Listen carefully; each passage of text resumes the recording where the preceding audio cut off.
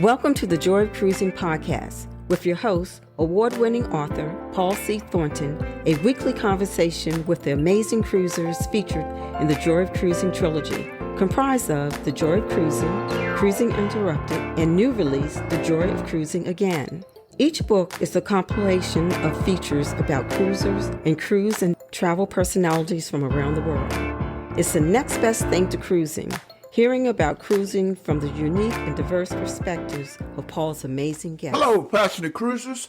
This is Paul, and I am delighted to welcome back to the Joy of Cruising podcast, Paul and Carole, creators of Paul and Carole Love to Travel. I go quite a ways back with Paul and Carole, whom I consider friends, though I've never properly met them. But I kind of felt like I met them in our first interaction when I featured them in my first book, The Joy of Cruising. They took the readers on a Havana, Cuba bar crawl, and it was like I experienced it vicariously through them. Every time I saw a photo of them subsequent to that, they seemed to be having fun, and it reminded me of that first feature, Cuba Cruising. So I invited them to do a more extensive feature in my second book, Cruising Interrupted. And last summer, it was my pleasure to host Paul and Carole Love to Travel on the Joy of Cruising podcast. Paul and Carole Love to Travel has its own blog, great YouTube channel, IG, and more. I wanted to catch up with Paul and Carole as soon as I learned from their channel of their AmaWaterways river cruise. Chery and I go on our first river cruise this summer on AmaWaterways AmaKristina. So I wanted Paul and Carole to share all about AmaWaterways AmaDara, which they sailed with the listener. In addition, following the river cruise, they had a dream trip to Japan that I am sure contains some fascinating anecdotes. Welcome back, Paul and Carole, to the Joy of Cruising podcast. Thank you for having us. Yes, excited to be here. So how you both doing? Good. We're over our jet lag and we're all back to normal, aren't we? Well, it's not as normal as we normally. So you're back at home? Yes, we are. Okay. So last time I spoke with you, Carole was easing into a blissful retirement. How's it going? Still full of bliss? It is full of bliss. It's just the best decision I ever made. Yeah, after 36 years of nursing. So, yeah, we've been traveling a lot. We've been cruising a lot. We've been spending time with friends and family, and it's worked out really well. So very, very happy. And Paul, you are still selling cars, racing cars, driving motor cars. I'm sure you're still involved. I'm not selling many cars because we don't seem to be home for long enough. The racing season started about 2 weeks ago, but the weather in England has been so bad, all the meetings have been cancelled. So I haven't actually done any racing yet, but I am intending. Yeah, I think I saw from one of your videos you did do a little racing in what was it, Vietnam, Cambodia, somewhere. Yeah, that was trishaw racing. Yeah. So before we discuss what's been up with Paul and Carole Love to Travel since you were last here, tell our listeners about yourselves in general. Where you're from, where do you live, background prior to becoming a top worldwide cruising influencer. Anything you would like to share? Well, we're a married couple. We've been married for, put you on the spot there now. Been married for 22 years this year. Yes. And we're originally from the Forest of Dean, Gloucestershire, and we both now live in Gloucester in England. And if anybody's wondering where the Forest of Dean is, it's a beautiful area. And it's been used a lot for some films, including some of the Star Wars films, Harry Potter, yes, things like that. It's quite a sought after, very rural location. It's beautiful. And prior to obviously retiring, I worked as a nurse for 36 years at my local hospitals, Gloucester and Cheltenham, and managed when I retired, I was managing a team of 60. So now working for ourselves and doing what we love is just a revelation after all that stress. Hey, Carole, tell the listeners where you worked as a nurse before that. I was also a nurse on Celebrity Cruises for a couple of years, many years ago in the early 1990s, which was a great education as a junior nurse for sure. And it took me 7 years to talk Paul into doing one. And then he was like, why didn't we do this before? You know, if there's one quote that's repeated more than any other on this podcast, it's, why didn't we do this before? Exactly. What about you, Paul? Oh, definitely. I'm soon to be celebrating my 60th birthday later in the year. I've been in the motor trade for 32 years. Previously to that, I was a fabricator welder, and yeah, Come been to a milestone with your own business yeah, there. I've had my own business now for 15 years this year. So even though I'm never home long enough to run it. Paul, for some people, 60 is a milestone birthday. So do you have a special trip lined up for that, or? Well, funnily enough, we've got absolutely nothing lined up. Wow. But That'll there's change a probably before The reason this for that. episode airs. that possibly change. I've got some race meetings that were penciled in around sort of each side of my birthday. One I've already decided I'm not going to do, so that should leave a bit of space. But I'm a massive Tottenham Hotspur fan, and Which is football. which Yeah, is football. Don't you call it soccer? Ooh, don't you do that? It's football. It's proper football where you kick the ball with your foot, not that American football where you carry it in your hands. And on the 10th of August, Tottenham's playing a friendly against Bayern Munich. And I'm trying to get tickets for that. And that'll be like a special treat because I want to get like a VIP package. But the tickets aren't on sale yet. So that would be for me my birthday treat. But I'm sure Carole might have something up her sleeve.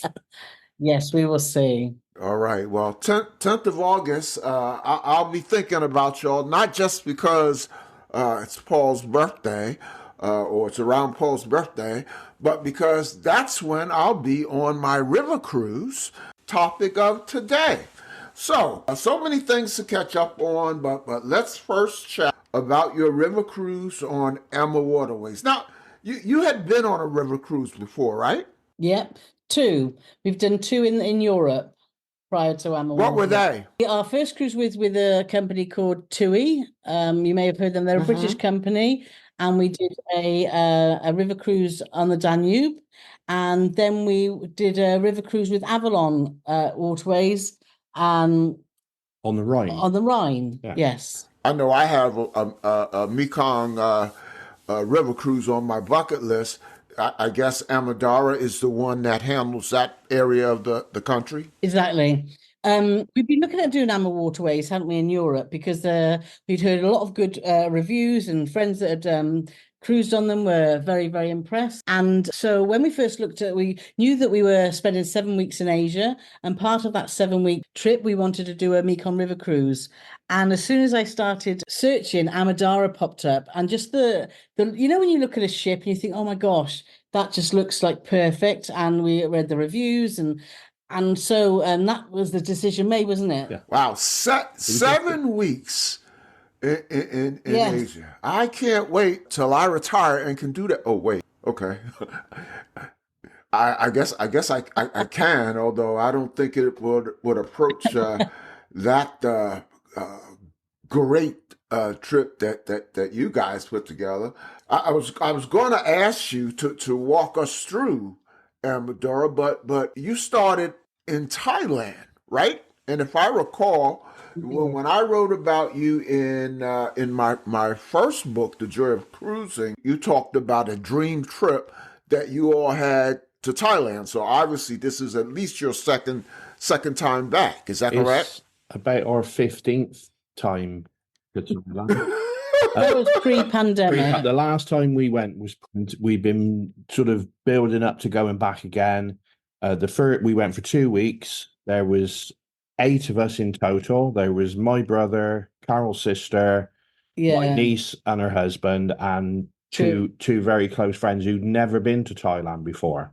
So it was quite an education to them. So we went to the island of Koh Samui, which is off the mainland of Thailand. Yeah, we had a fantastic time. It's a great way to start our 7-week trip with friends and family. We stayed at a great hotel called the Smile House, which everyone thoroughly enjoyed, and we had a great start. And after that 2 weeks of just chilling with family and friends, they all flew home, and that's when we flew to Vietnam to start our river cruise. I know that the answer to this question is multidimensional, but simplistically, what is it you love so much about Thailand? And by the way, everyone I've spoken to about Thailand raves. So that among many other things is also on my bucket list. But what do you love so much about Thailand?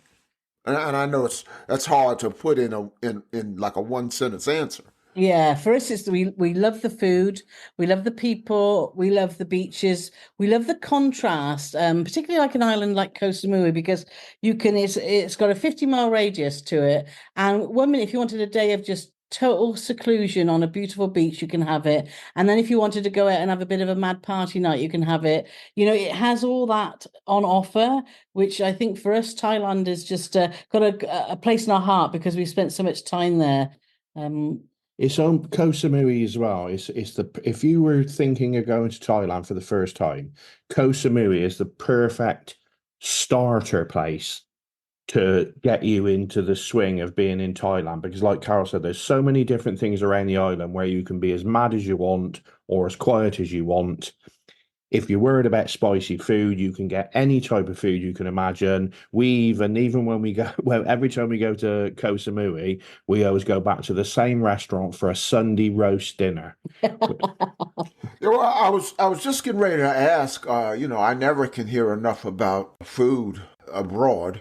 That's one of the things Carole mentioned when I asked, "What do you all like about Thailand so much?" So just say something. What's your favorite dish, Paul? And what's your favorite dish, Carole? Again, I'm putting you on the spot because you've been there so many times, and you probably have a couple dozen Thai dishes. But pick one if you had to just get one for each of you. Starter would be tempura shrimp, and that would be followed by a chicken massaman curry. Chicken massaman curry. Okay. Is that hot? It can. Well, the beauty of Thailand is if you don't want anything spicy, you'll just say no spice, and they won't put any spice in it. It's not an integral part of it, but I do like my food spicy, so I would have that quite spicy. But you could have 3 people, no spice, medium spice, lots of spice, and it'll all be the same apart from the spice levels. Everything about it is the same, and it's lovely, and it's no good for if you've got any peanut allergies because it's got peanuts and potatoes in it. Yeah. Okay. Mine would be tom yum soup, which is like a sweet and sour soup, which can be quite spicy because I love spice too. And for my main, I would either go for either Penang curry or red curry because I do love a curry, or I do love beef and oyster sauce. So something that's not spicy, but just got lots of vegetables in. But it's just I think the flavors of Thai food, it's so fragrant and it's so fresh, and it has got heat to it, but it's not heat like sometimes you have in different. It's not like if you have like an Indian curry. I find an Indian curry, if you have a spicy Indian curry, it can be quite sort of aggressive. And once you've got the spice in your mouth, even if you drink some water, it feels like you're drinking like acid. Whereas with Thai, it fills your mouth with loveliness, and then it goes away again. If you're ever in Fort Lauderdale, there's a very good Thai restaurant. Yeah. Is it this? I think it's called 17th Street Thai Sushi. A very good Thai restaurant that we go to every time we're in Fort Lauderdale, which isn't as often as we like, but we've been a couple of times in the last. Not far from the embassy suite. So take us now from Thailand to where? We flew from Koh Samui via Bangkok to Vietnam and had a bit of a disaster because when we got to Vietnam, one of our cases was missing. And we were just, oh my gosh, it's just like we've got still 5 weeks of our trip to go. And thankfully, we have air tags in our cases so we could see that it was still in Bangkok. But it was quite a stressful time to get people to understand we knew where it was. And to cut a very long story short, as soon as we touch base with AmaWaterways, the staff were absolutely amazing and helped us converse, obviously, with the people at Vietnam Airways, because we went with Bangkok Airways and Vietnam Airways, so that was complex. And anyway, cut very long story short, in 5 days, we managed to get our case back and they had it flown to Phnom Penh and we picked it up halfway through our river cruise. But it was, the staff on AmaWaterways couldn't fault them. Well, couldn't fault them for anything because they were absolutely superb, weren't they? And helped us, helped a very stressful time to be less stressful. I think from the video, that was your luggage, Paul, right? No, what we do, which Carol's quite smart about, and we say this to people, and they're like, "Oh, I've never thought of that." We always split our luggage between the two cases, so we're guaranteed to have at least 3 or 4 outfits in each case. But I did have things in there like my razor, so I had a sort of a grey beard like you, Paul, by about day 5. Well, that's a great idea about splitting your luggage. For some reason, I don't think my wife would have that. We've actually put a video together about losing your luggage and things you need to know before you take your next trip. Because or if you put all these things in place, then the chances of you losing it are less. These things happen. That's life. So, but we certainly learned a lot and thankfully got our case back because we talked to a lot of people since we put that video out and they've never seen their case again. I did get air tags, but it's funny. Air tags are supposed to reduce your stress, and for me, it increased my stress because I was on one plane. The plane was getting ready to take off. I can't remember the situation, but my air tags showed that my bags were not on the plane.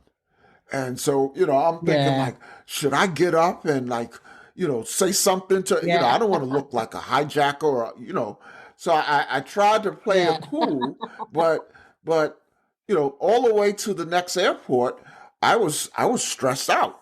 And, but so, there was, I guess, some lag between the air tags and my phone.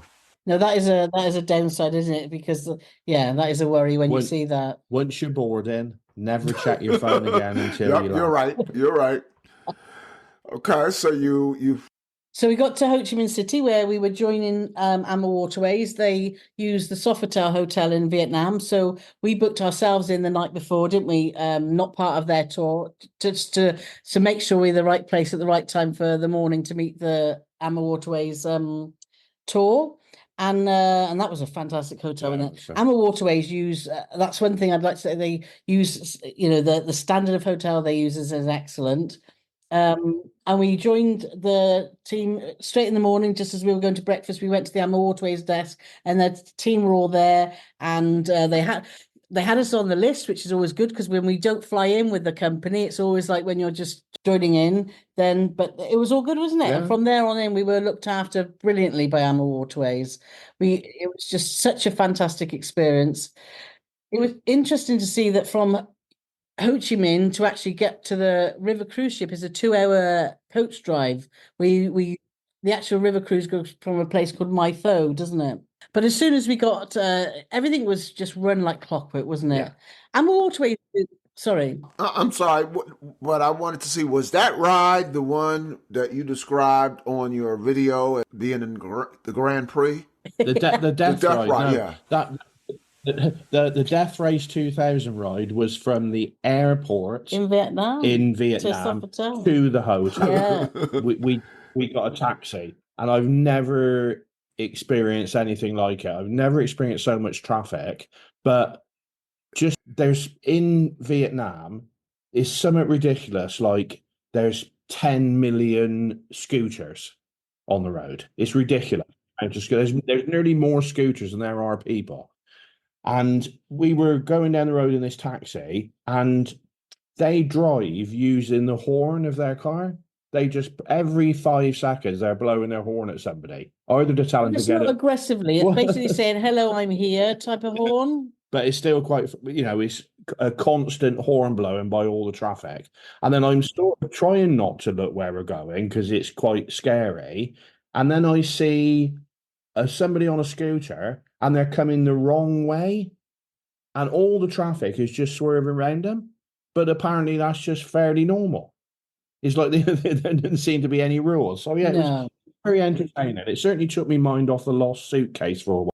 Did you see the whole time? Do they have stoplights? They do have traffic lights sometimes, don't they? Or do you mean stoplights on the cars? No, on the traffic lights, like Carol said. Yeah, they have. Yeah. Yeah. I close my eyes for most of the journey. Attention to the lights. Yeah. They do pay attention to the traffic lights, but what we found when you're walking Around Vietnam, Ho Chi Minh City, when the traffic lights change to red, all the people on the mopeds, rather than queue, they go onto the pavements and drive on the pavements. So it's just you've got to jump out the way. It's bonkers. I've never seen anything like it. But we never seen one single crash. No. I know not to, some of those places I've been to, I was in Bermuda once, and I made the mistake of renting, like a motorbike. Mm. Oh, I feared for my life. Yeah. That was an absolute mistake. So it sounds even worse in Well, do you know, it's so funny you should say that, Paul, because that reminds me when I worked as a nurse on Celebrity Cruises, because we used to do, well, I did it twice. I did the New York to Bermuda run. So we had 3 nights in Bermuda, and most of my time as a nurse was looking after people that have come off the mopeds that had the coral rash and badly cut legs and arms because of the mopeds. So the cars there, not only do they not care, but sometimes it looks like they are purposely making life difficult for the mopeders. Moment you boarded AmaDara, tell us all about it. Ship, food, cabin, excursion set. And in fact, before you talk about that, describe AmaDara in general. I don't know if you're familiar with AmaKristina. I know they have a lot of different ships. Describe the ship. The AmaDara was purpose built for the Mekong.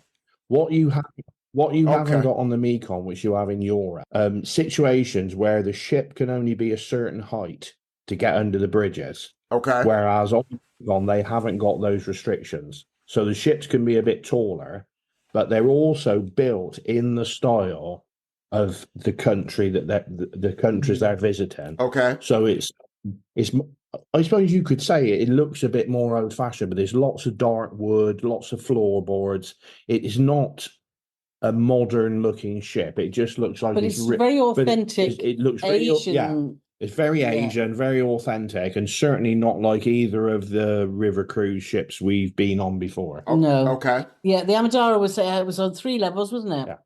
And you had your main dining room, the Mekong dining room, and you had 1 main lounge. There was 2 dining areas actually, wasn't there? Yeah, there was a chef's table, which was not the conventional chef's table if you think on an ocean cruise. It was a specialty restaurant that you could book separately, but was included with the price. AmaWaterways include a lot in the price. We hardly spent anything, did we, when we were on board? It was amazing. We paid for the cruise fare, and not like a lot of cruise ships. There's not a lot of add-ons, which we always love when you come back and you haven't, you're not left with a big bill. So a beautiful ship. I had a splendid sun deck, which one of the nicest sun decks I think we've seen, with a pool, which you don't often get on a river cruiser. Sometimes you do in Europe. And it was just a lovely area, because obviously Vietnam is hot and very humid. So it had lots of sun lounges, lots of shade. It was absolutely lovely. I'm sorry. No, it's okay. Did they have a spa? They did. And the spa prices are very, very reasonable. We're just in the process of working on our website, and we always go to the spa and have a look at the prices and put that on our website. So, and they were very reasonable, weren't they? The prices were very, very sensible. It was about a quarter of what you would pay on a ocean cruise ship. Yeah, it was. Wow. Well, I hope that's the case. My cruise is in Europe, and I don't think I've looked at the spa. I know I'm going to go. It'd be interesting, because I'm sure in Europe it'd be far more expensive than it was there. However, you don't know, do you? No. You don't know. Yeah. Because that was the thing with AmaDara, which we've spoken to people who've done, unfortunately, Paul, AmaWaterways cruises in Europe. What you will get on virtually all river cruises is you get beer and wine included with your meals. Right. But outside of those periods, you have to pay. Right. On AmaDara, you get beer and wine with your meals, outside of those times, you still get beer, you get house spirits, but the only thing you have to pay for is wine. Or specific Or cocktails. specific if it was like a fancy cocktail. But as long as you're drinking the equivalent of the house spirits or the local beers, that's all It's included technically all inclusive. all day. AmaKristina spirits right before dinner. There's like I can't remember if they Okay. call it the cocktail hour or the Yeah. happy, something like that. Yeah. And then you get, then it's open bar. Oh, that's great then. Now, cabin wise, we loved our cabin on AmaDara because it had a conventional. Our previous experience with river cruising is you had a balcony where the window comes down, so you can look out, and it's lovely because it was fairly low down, so you could lean out and watch the world go by. On AmaDara, you had that area, which actually was a sliding door, like a patio door, wasn't it? Where you could sit and watch the world go by. But it also had actually an external balcony. So you had 2 chairs and a table, which we haven't seen. The river cruises that we've done, we haven't had that. I really enjoyed that part of your video because that's the room we have, or the type of Okay. the type of cabin we have. The decor all throughout AmaDara was the dark wood. Yes. I can't right offhand. I can't describe the decor in AmaKristina from all of the videos I've seen, but I know it's not the dark wood. But the composition of the room of the cabin is exactly the one that you have. It's fantastic. We were right at the back of the ship, and we were worried a little bit about noise, weren't we? But you heard a little bit of a hum, and when you were navigating or maneuvering into port, you heard a little bit of or felt a little bit of vibration, but otherwise it was perfect, wasn't it? We were on deck 3 at the top. So the ship was just, we loved the ship. We couldn't fault the ship. And the staff, well, they were just, from the moment we got on board to the time we left, we could not, they were just, when it's hard when you say to someone this was a happy ship. You'll know what I mean, because you can know that you can go on a ship and you can think, we're having a great time and this is a lovely ship. The staff are pleasant and we're having a great time. And then you go on another cruise, you think, oh my God, this ship's just happy. All the staff are happy and it's got that extra sort of atmosphere of joy. And that's what the AmaDara had. The staff were just smiling, and within a day, they knew most people's names, didn't they? And would stop for a chat and just, they couldn't do enough for you. And the hotel manager, Marcus, was funny, a really entertaining guy. And Tung, who was the cruise manager, who sorted out all the excursions and the activities, was just such a lovely man. And just, well, I can't speak highly enough about the staff. They were just faultless.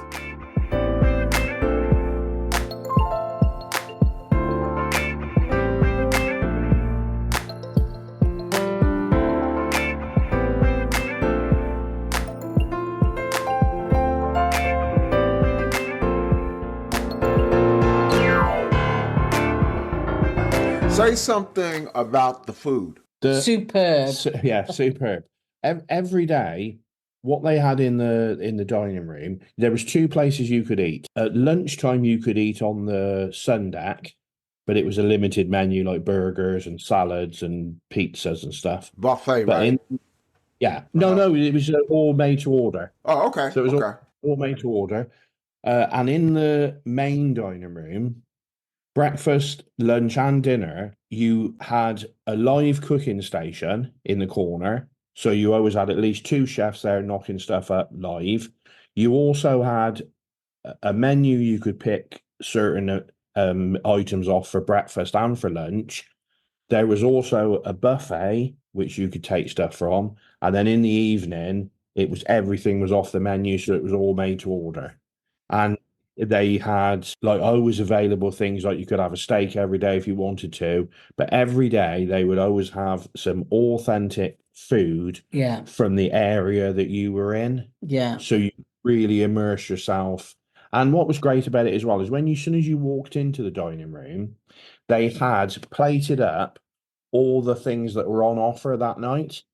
So you could look at it, and the maitre d', what was her name? Makara. Makara, who was lovely. Yeah. She would, as soon as you walked in, she would point to every plate and say, right, this is the so and so, this is the so and so, and she'd explain what it was, and you could look at it and think, oh, I like the look of that, or I don't like the look of that. So you knew exactly what you were getting before you ordered it. But there was all tastes were dealt with, and also if you had any issues, gluten-free and vegetarian, all those, Yeah. it was well catered for. Talking to other people that had those issues, it was just. But also, if you didn't want to try Vietnamese food or Cambodian food or that food from the area, Western food was readily available. Okay.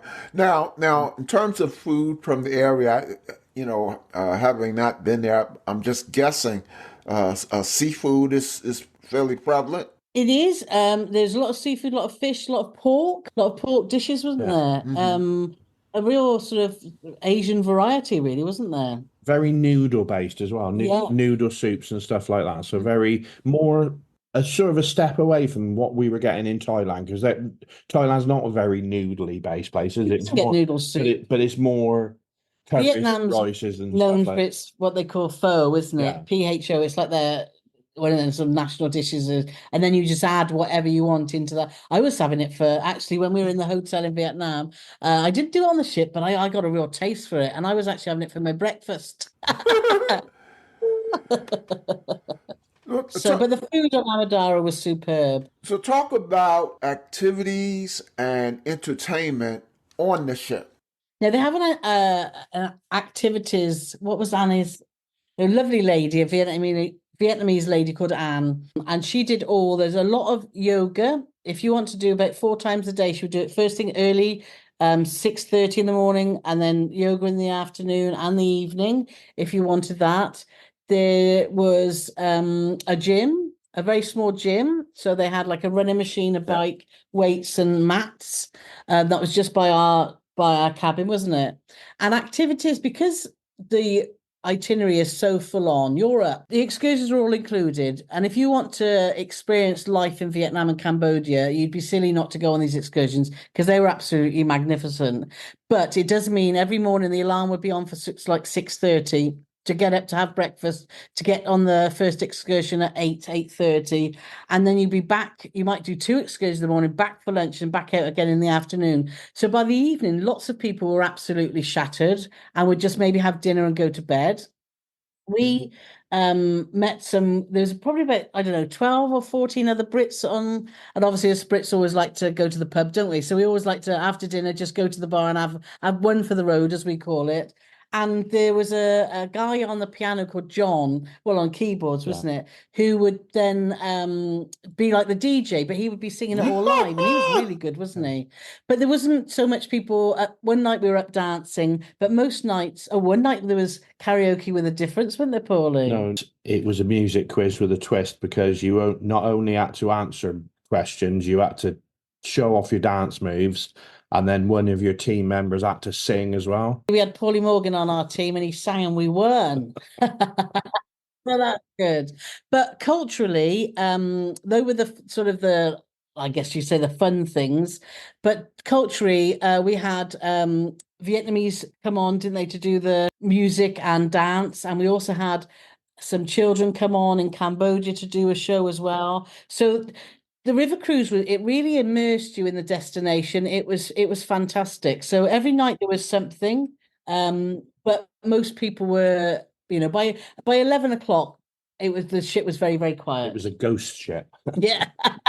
I suspect it'll be a little different on AmaKristina for us. So it is a full ship charter of an organization called Friends of Festival at Sea, and so what they do every few years is they do a charter or have a very large group on a very, very high-end ship. So they've done things like a Viking and Regent Seven Seas and those kind of lines. They bring their own staff. So they have a dance instructor, they have a DJ, they have a jazz artist, and then they have a comedian and host. Actually, he is on the podcast I Okay. think maybe a week after you or a week before you.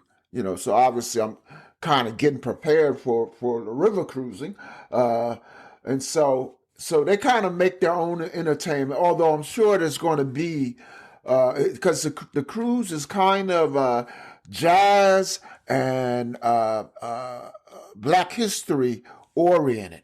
So it's through France, and we're going to stop and do like Black History tours in Marseille. At the end of the cruise, we do 3 days doing a Black History tour in Paris.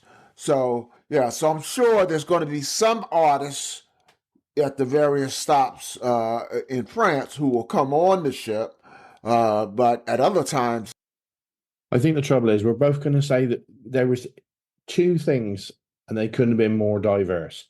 And one was a visit to a school, and we went to visit the children. They sang us songs. We got to talk to them, and they were practicing their English on us. And it was just an absolute joyous day. And then the other excursion, which will live forever in our memories, was we went to the S21, which is where a sponsor held by the Khmer Rouge before they were taken to the killing field. So it was like, it couldn't be more different ends of the spectrum. But that was, going to that S21 wow. prison. And we had the absolute honor of meeting. He's 92 now, and he's one of only seven people that survived. It was just mad. Yeah, I was going to say those two, and I was also going to say we had a fun tri-shore ride in Vietnam. The like Paul said, the excursions were so diverse. One minute you're having fun, sat in this, driving down the road, having the time of your life, and then you're being educated about the history and meeting the people in Vietnam and Cambodia.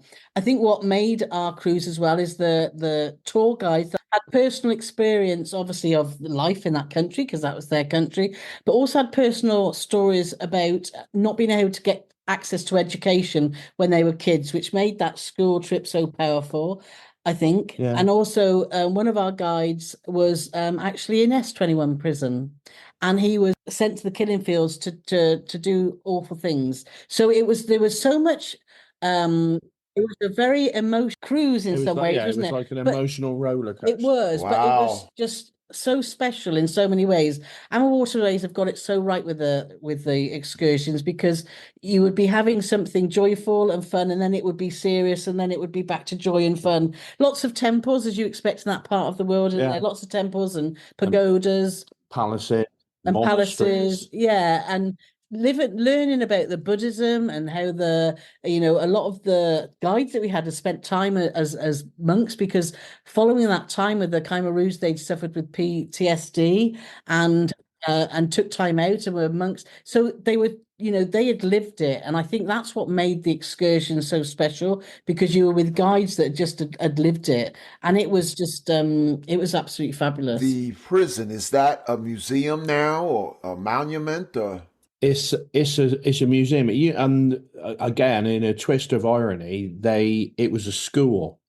And when Pol Pot took over when he in charge of the Khmer Rouge, they basically kicked all the children out of the school.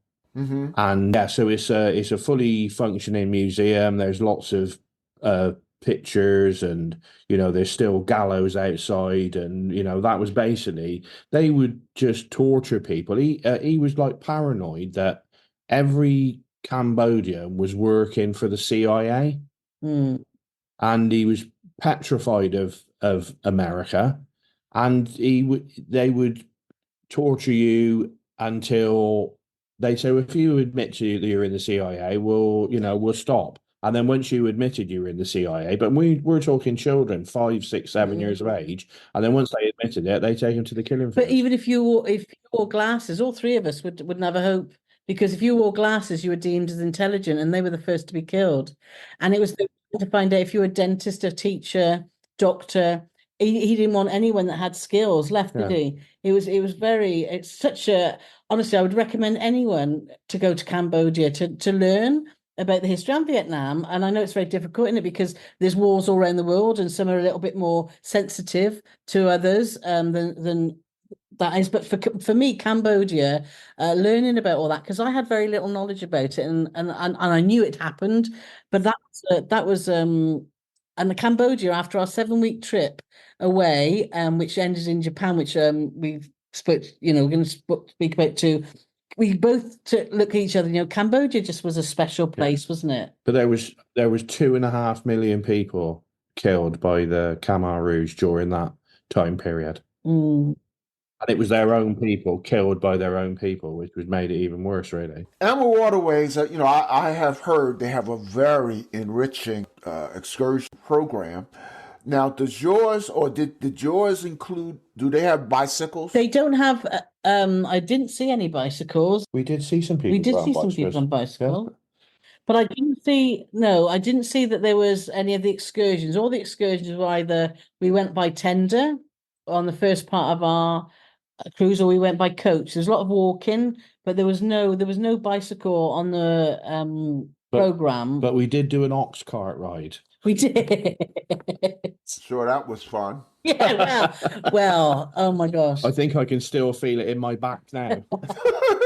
We're looking forward to the bicycles. They have bicycles on AmaKristina, yeah. And we did a bike excursion. Ended in a little bit of a disaster. It was somewhere in Spain. I can't remember which city, but I didn't read the print very well, and you really needed to be like a seasoned biker, and we got this excursion because it was described so beautifully. How you bike, along the water, blah, blah, blah, blah. What we didn't realize, because we're not, experienced bikers, what we didn't realize is there's people who come the other direction. Every time I saw something coming, I started getting shaky, and there were parts of the tour, if you shake or go too much to the right, you could end up in the water.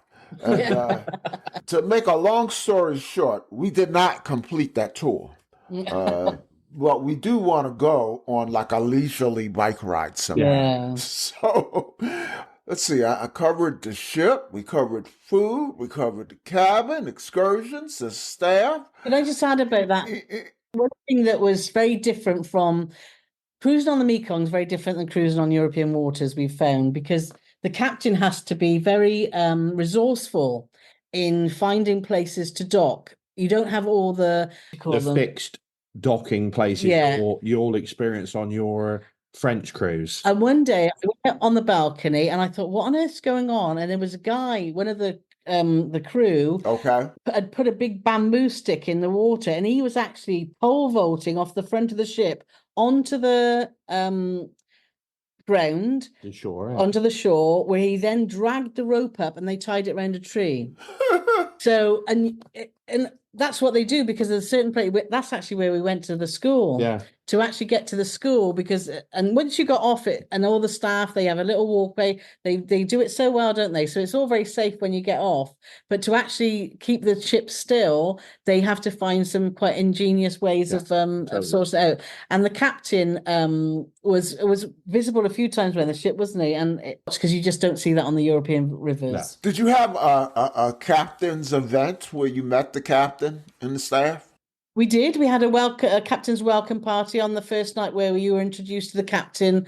We just had some bubbles, and then Marcus, the hotel manager, introduced everyone. And we like that. A lot of people don't, do they? But we like that because it's nice to put names to faces and to see who's looking after you for the week. So that was really good. But we actually met the captain, but we didn't know he was the captain as soon as we boarded the ship, because he was actually greeting every single passenger. Oh, I knew he was the captain. Oh, I did. Yeah, but you know how all them stripes work, but I don't know. So we'd met him anyway. Yeah, but yeah, we love the captain's events. Yeah, we do. Great. So I understand you capped this dream journey off with another of the bucket list variety. That's Everything right. you guys do is on my bucket list. We're only doing this, Paul, just to annoy you. And that was a land tour of Japan. Tell us all about it. We found out what's on your bucket list. We don't want to do any of this really, but we're just doing it to annoy you. Yep. Tell us about Japan. So Riviera Travel kindly invited us on a tour of Japan. So we flew after our time. We got off the river cruise. We spent some time in Cambodia and Vietnam before we spent 2 weeks just sort of chilling out, just the two of us, enjoying everything that those countries had to offer before we flew to Japan, to Tokyo. And we joined the Riviera tour there when they all flew in from the UK. And we met them at the Otani Hotel, and we started a very intense tour of Japan. And Japan's been on our bucket list for a long time, and it was just quite an honor to go there. And oh my, what a interesting nation on so many levels. It was fascinating. Things that immediately struck us the first time we ventured out for some food and a drink. We got to the first road that we encountered, and they've got like Right. nobody crosses the road unless the green man's on. Not a single person. Even if there's no cars anywhere to be seen, nobody crosses the road.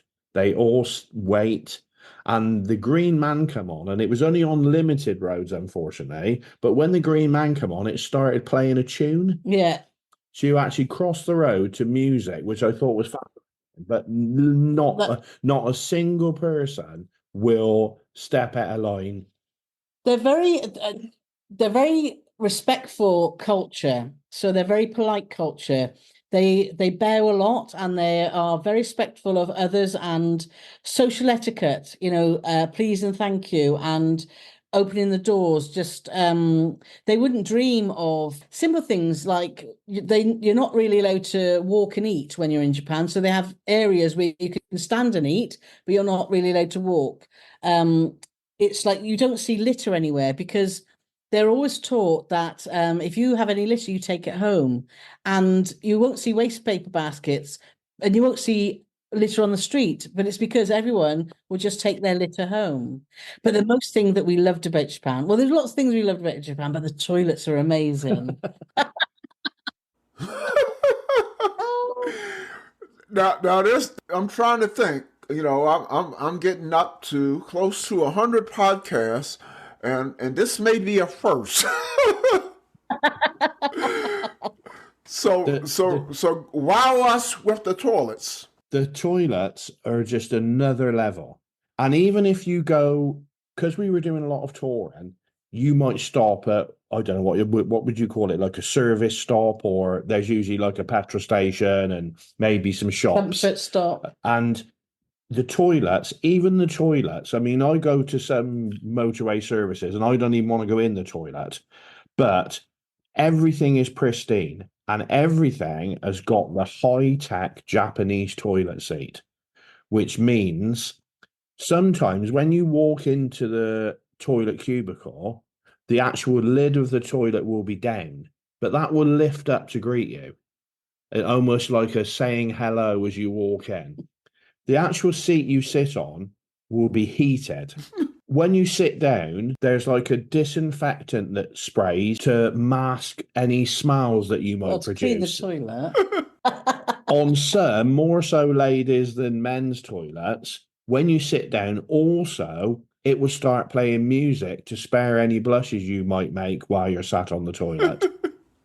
It's got various spraying options to clean your bottom, and some have even got dryers that also dry after you finished as well. It's absolutely long. And these are in the public laboratories. Yeah, everywhere. Everywhere you go. Everywhere. Wow.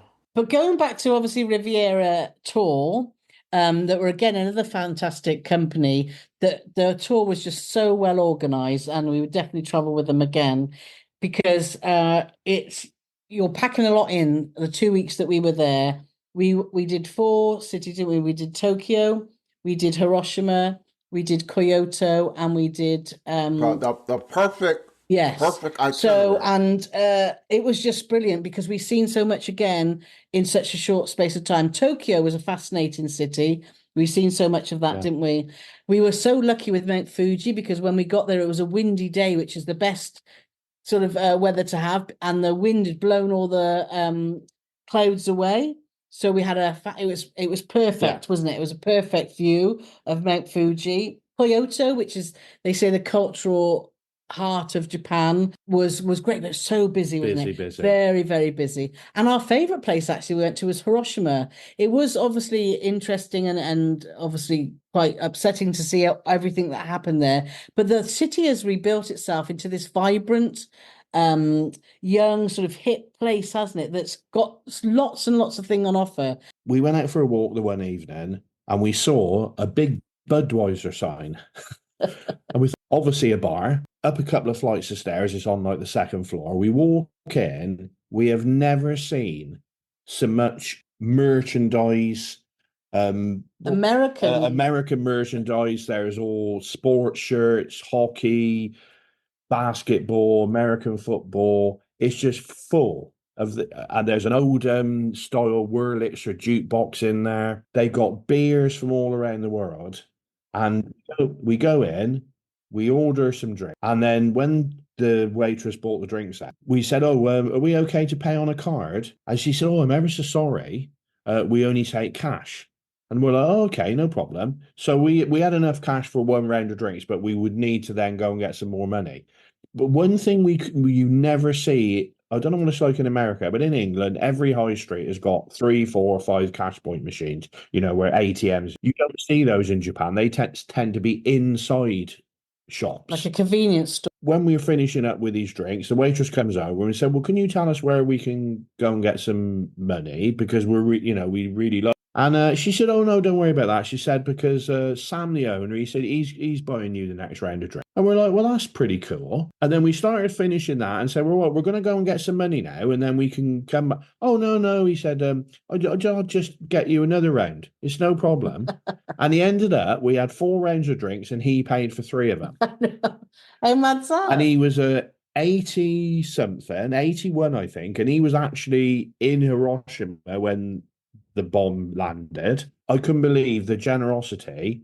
The next day, we actually went to the memorial and we met another guy who was 92, and he was supposed to have been at school the day that the bomb dropped. Through a twist of whatever, he was outside the city, and he's apparently now, what is he, one of only about 5 people that are still alive from when. Yeah.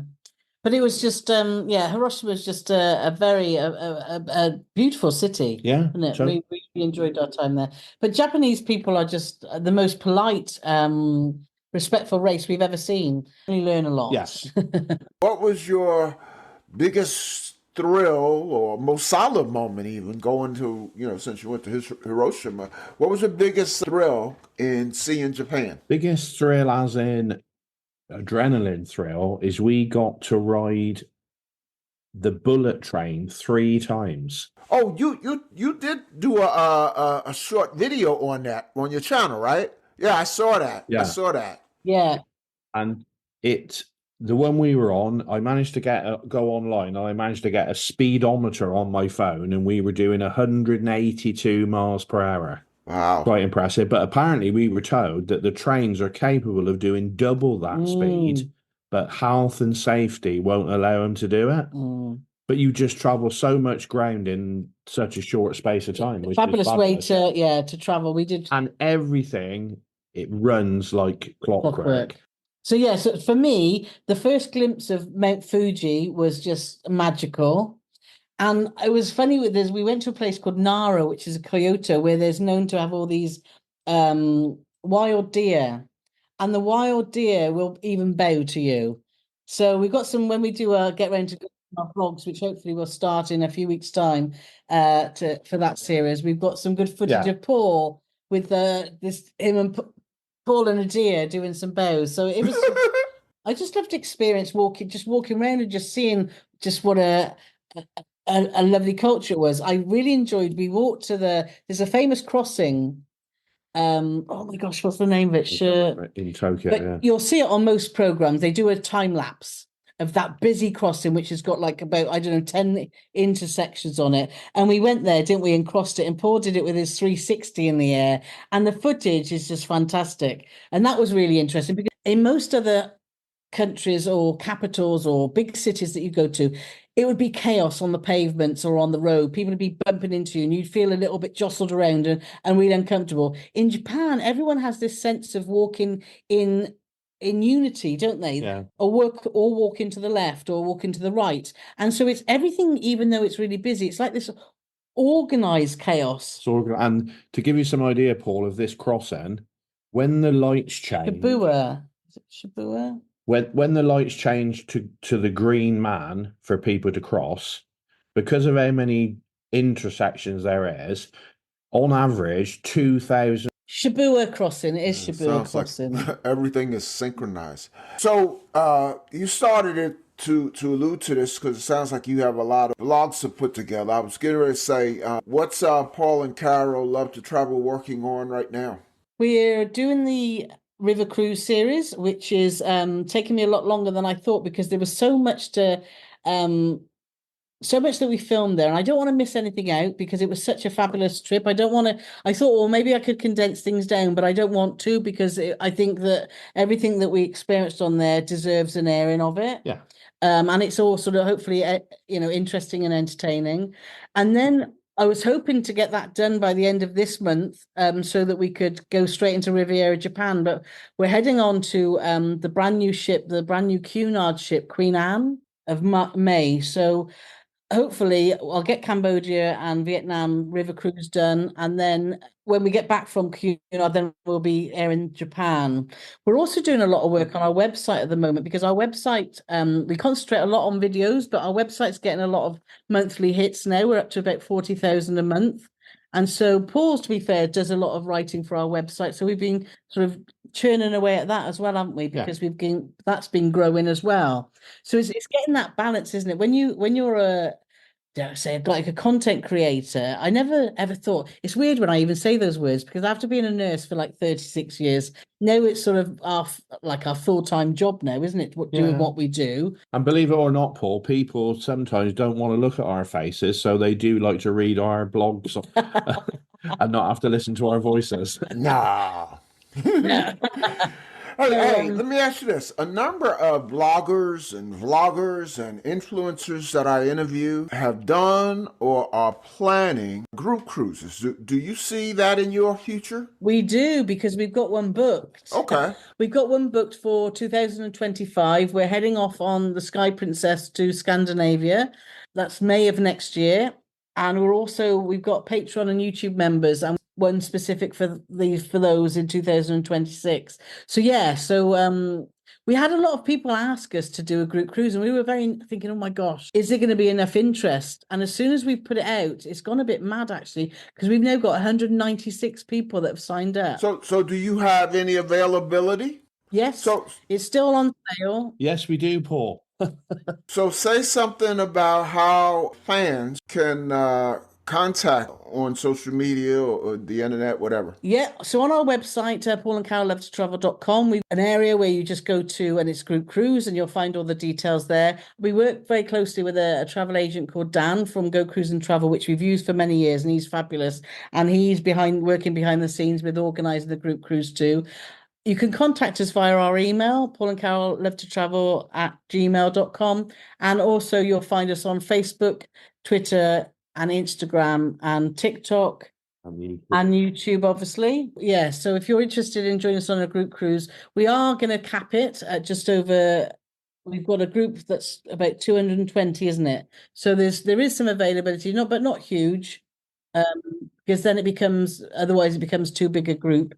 And that's what the princess, obviously, criteria is, isn't it, for a group?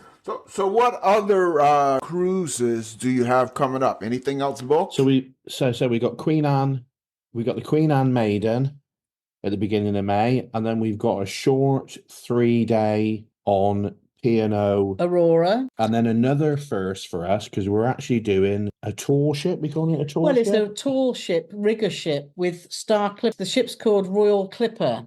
And that's good. That's in July. We're doing that around the coast of Italy. And we're also back off to Norway. We love Norway with Fred Olsen. And the only other The only other one. The only other cruise that we've got booked is in September, where Gary Sure. Benbridge. We're on his group cruise in September, going from Boston through to Canada. Okay. Well, before we let you go, we gotta include those light, fun questions. Okay. You've been on the show before, so we'll change them up a little so that maybe your fans and followers, of which you have many, they can hear some things that they've always wondered about you, or maybe haven't wondered about, but would be glad to know about you. I previously asked you about favorite cruise drinks and food, and you updated that with your some of your food on the river cruise. Discovered anything else new you want to recommend to me and the listeners? If you ever do an AmaWaterways cruise, in the specialty steak restaurant, Prime C, they do a starter called Korean fried chicken. And I think if you said to me I have to eat Korean fried chicken for the rest of my life, I wouldn't be disappointed. From that restaurant, because we've had it elsewhere and it's just not a patch of it. Yeah, the AmaWaterways Korean fried chicken. Yeah, and we treated ourselves to a suite, and having we dined in Club Orange on Holland America, and for me that still sticks in my mind that was such, not just a great experience because of the food, but because of the service that we had on board. And we had so many fantastic meals in there. Now, so Club Orange is like, that's an upgrade? It is. You can upgrade to Club Orange, and if you book a suite, it comes with that. But you can pay separately to Club Orange if you want to. But it's a designated restaurant. Oh, okay. Yeah. Depending on what howl ship you go on, sometimes it's like an area in the main dining room that's separate from the rest. Sometimes it's a completely separate restaurant. Yeah, I'll have to look into that. I am going on, believe it or not, my first howl experience, early 25, going to the Panama Canal on Rotterdam. Unforgettable or funniest or embarrassing cruise experiences since we last spoke? I think last time Paul was Britney Spears and Carol was Sister Catherine or somebody like that. I don't think that's possibly not going to be topped, but when we were flying home from Japan, everything's automated. And so when you put your suitcase on, if it's too heavy, you can't sweet talk anybody and say, well, that'll be all right, won't it? It's literally, they won't take the suitcase. It just stays where it is. So we had one that was 2 kilos over. We had one that was 3 kilos under. But that doesn't matter. Even though it's going on the same plane, that doesn't matter. So we had to open our suitcases to swap stuff from one to the other. I got in a bit of a kerfuffle because I was a little frustrated over it. And I opened the suitcase the wrong way, and virtually the entire content spilled out onto the... Oh, wow. That's just great. Of our dirty washing, of our toiletries. Of underwear and toiletries. I know. So that was just, oh my God, quickly scrub it all up. And so that was really embarrassing, wasn't it? And people just staring at us as if we were a couple of lunatics. As I alluded to, you have a huge following. Welcome to the many Paul and Carole Love to Travel fans listening. Paul and Carole, so that your fans and my listeners can get to know you better, let me ask a few questions I like to ask repeat guests. Tell our listeners and your fans what's playing these days in your Bluetooth speaker, headphones, or however you consume music.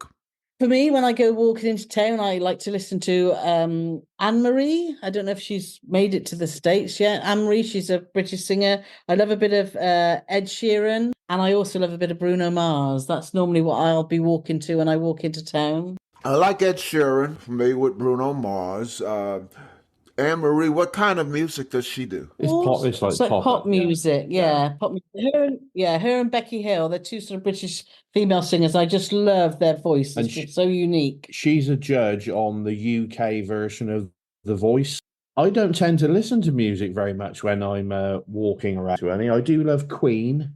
I'm more rocky. He's a rock. I'm a more rocky, so I like Queen or Judas Priest or Status Quo, which I don't know if any of those mean. I'm sure Queen means something to you, but I don't. What's the last live concert you attended? I haven't been to anything since before COVID. Yeah. And the last one that we went to actually a stadium was Bruno Mars in the London O2. Yeah. And then we thought, well, was that before we'd been to Glastonbury? Because we've been to Glastonbury Festival 4 times. And I think that was the last time was in 2019, wasn't it? Glastonbury. Where we've seen obviously a lot of headliners there, which was amazing. Oh, well, the 4 times we went, Rolling Stones, Adele, ELO, Arcade Fire. Yeah, so lots. But we haven't been to a concert post-COVID, have we? No. Which is unusual for us. Well, sticking with the theme of music, obviously music, who's your favorite music artist of all time? It'd have to be Freddie Mercury. There you go. Mercury. Okay. Yeah. He wasn't a bad singer. 80s music is always our sort of go-to tracks, aren't they, really? All right. Who's your favorite actor and actress? Oh, well, that's easy for me. Hugh Jackman. I do love Hugh Jackman. There you go. I don't know if that's for his acting ability, mine, but I think a bit of both. I don't think I've ever seen a bad film with Tom Hanks in, I have to say. And I think Brad Pitt is a very underrated actor and possibly doesn't get the credit he deserves. There you go, Paul and Carole Love to Travel fans. I hope you feel like you know them just a little bit better. And I hope that you've enjoyed the Joy of Cruising podcast and will come back to listen to many of the other global cruise personalities, many of whom I am sure you will recognize. So again, welcome and thank you for joining us. Paul and Carole, thank you for coming back on the Joy of Cruising podcast, and all the best to Paul and Carole Love to Travel. We definitely will have you back on the podcast. Certainly like to hear your reflections on Queen Anne. As I like to say, I'll see you on the ocean. Thank you, Paul. Yeah, thank you. That was lovely. The Joy of Cruising and Cruising Interrupted, each $16.99 plus shipping, and new release, The Joy of Cruising Again for $18.99 can be ordered at the link on thejoyofcruisingpodcast.com. For each of the 3 books, use the discount code Joy of Cruising Podcast and get $4 off. The Joy of Cruising books are also available at Amazon. Order the ebook at Amazon or your favorite online retailer.